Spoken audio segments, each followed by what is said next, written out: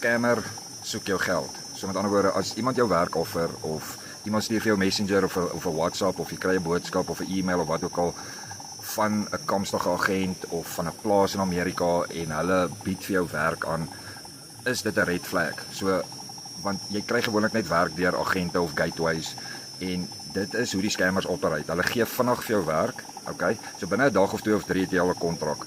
Jy aanvaar die kontrak, dis Comstock die plaas of dis die agentskap of wat ook al die geval mag wees. Dan begin hulle vir geld vra, want onthou, dis wat 'n scammer doen. 'n Scammer soek jou geld.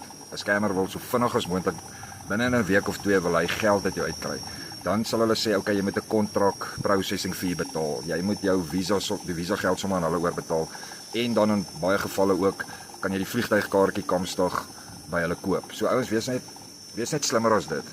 Dit is nie so maklik om werk oor see te kry nie. Mense werk deur die regte kanale.